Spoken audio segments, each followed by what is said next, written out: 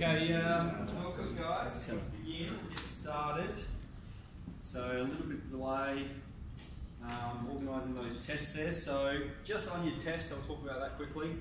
I'm going to wait till everyone's done it because there's a few things in there that I want to talk about to everybody as well. Okay, and so there's still 6 people who do the test and 5 of those people aren't here today, which I'm a bit annoyed about, but I will chase that up.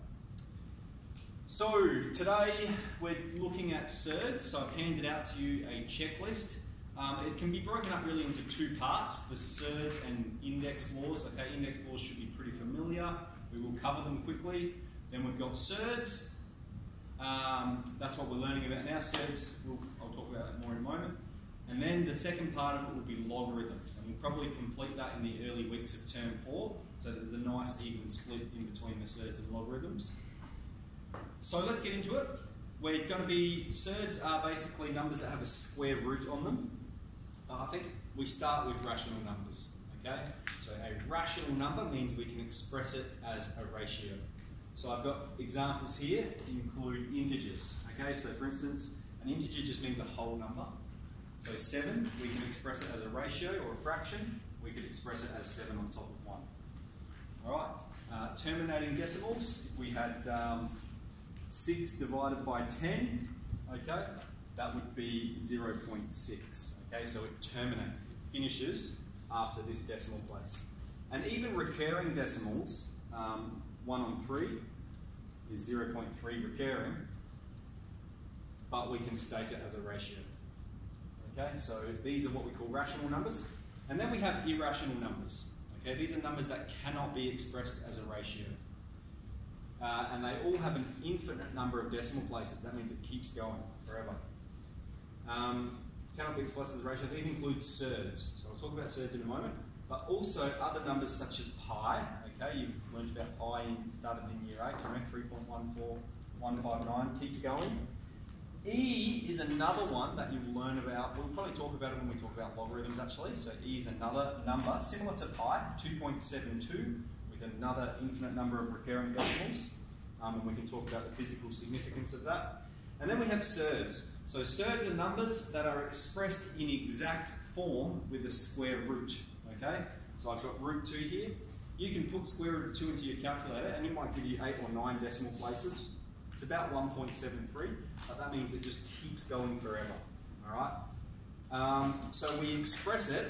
When I express it like this with the square root and then 2.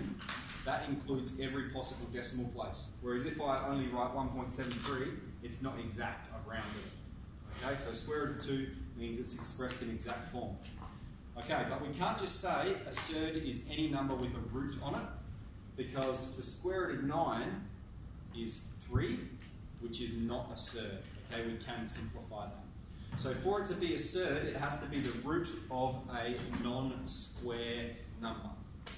Easy. So with that in mind, let's just all turn to page 665 of our textbook. Hopefully we've got some or enough to share for now.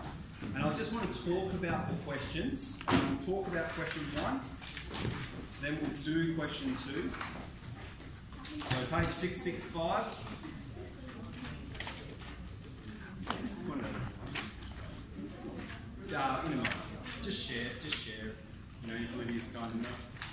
To share.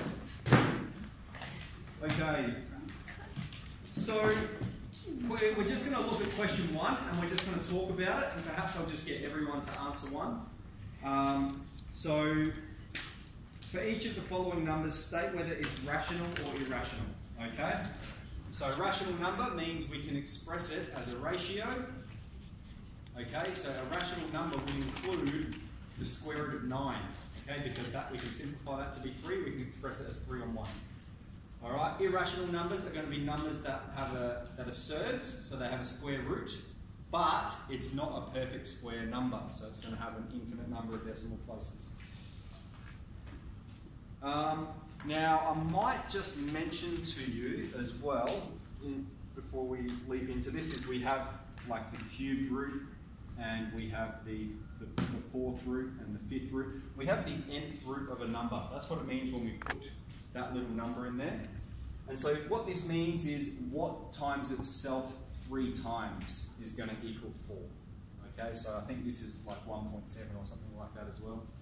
So when we get to one like this, we'll see that that is an irrational number and here as well. So let's just talk about them. So square root of 5 test, we'll just start and we'll just be linear about it. Square root of 5, is that irrational or rational? Irrational. Excellent. It's irrational because 5 is a non-square number and we have the square root of it. Okay, what about the square root of 36, Mercedes? Excellent, because the square root of 36 is 6 and we can express that as a fraction. Okay, 2 on 7, Emily? Rational. Excellent, it's already a ratio. Root 10, Flynn? Irrational. Irrational, good. What about 4.6, Aiden? That's a tricky one. Irrational. Rational, because it's a terminating decimal. Excellent. Okay, Jensen, you've got the cube root of 4. I'm sort of springing this one on you. Irrational.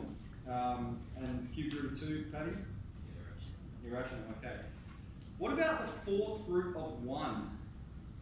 Let's answer that one as a class. The 4th root of 1. What's it going to be? What is the 4th root of 1? It's 1, isn't it? It is 1, because 1 times 1 times 1 times 1 equals 1. So the 4th root of 1 will be a rational number. Okay, 2 pi, Lila? Irrational. Excellent. Lauren, you've got the square root of 20? Irrational. Yep. Root 3, Lydia? Irrational. Excellent. And Maddie, 8.621? Excellent, terminating decimal. Okay, so let's move on to these ones. And so we're just going to do these without our calculator. Okay, we're going to just familiarise ourselves with these operations. Here I've got 3 root 36. What that means is 3 times the square root of 36. So we'll just go about simplifying this. 3 times 6, 18. Okay. Square root of 9 is 3. Square root of 81 is 9. And the sum of those is 12.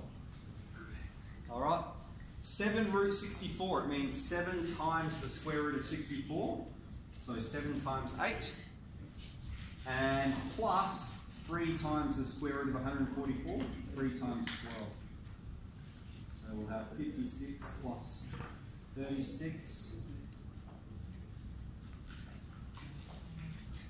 92. Okay, so what I've given you here is enough information to complete question 2. I think we'll spend 10 minutes doing it and then we'll move on to the next part. So today's a 2-parter. We're going to do 12.1 and 12.2. So question 2, get into it. Thanks, Phil.